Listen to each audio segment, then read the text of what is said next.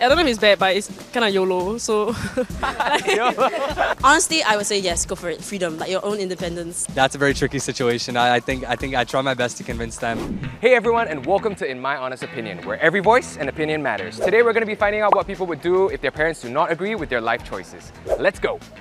Let's say you want to take a gap year after your studies, but your parents say no, I want you to go and work. Georgie, why you take a gap year or something? Are you lazy or this? Take gap year, Yeah, take half a gap year. okay.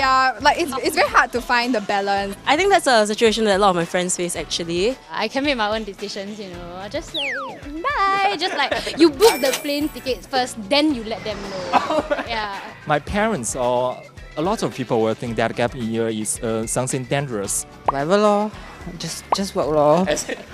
So you listen to your parents?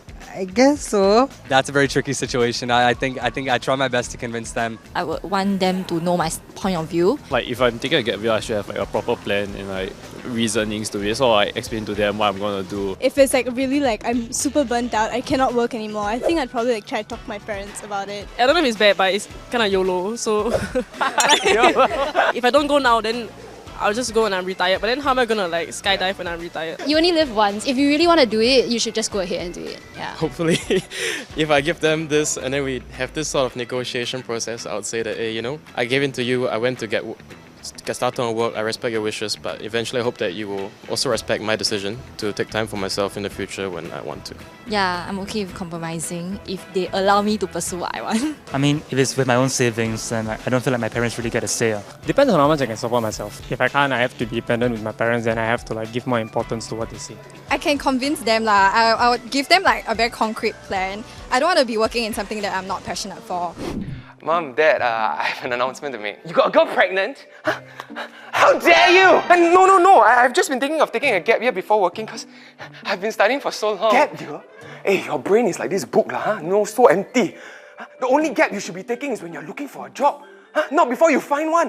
What nonsense is this? Correct. What if you want to look for a job after your gap year and then nobody wants to hire you because you have no experience? But I think it'll be good for me. I just want to find myself. Good for you. Find yourself? How about you find yourself a job? Right or not?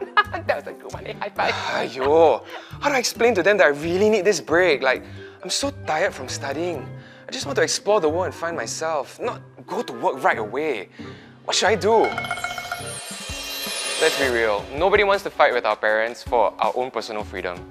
But let's look at this situation with the perspectives of personal freedom versus filial piety. Filial piety is a core pillar of Confucian ethics and is a value that relies on the respect children have for their parents.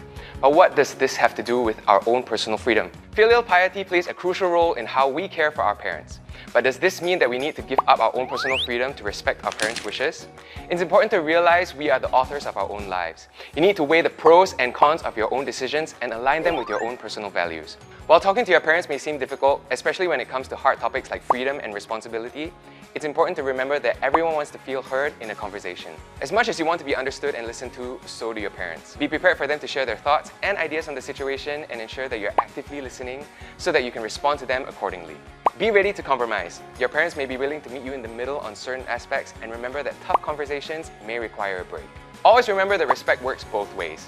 They may not agree with everything you're saying and vice versa. But there are ways to have a respectful conversation with your parents without giving up your personal freedom and maintaining the value of filial piety. So personally, I have a lot of tattoos. I have like 7. My mom was very opposed to me getting tattoos, but my dad was like all for it. He was the one that drove me to get the tattoos. What? She was crying and she wouldn't talk to me and all of that, but I explained to her and I was like, as I grow older, I was gonna get it anyway.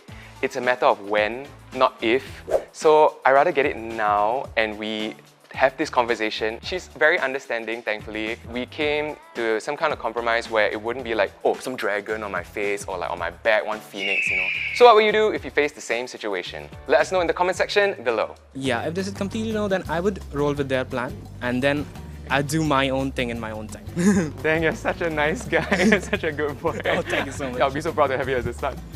Okay.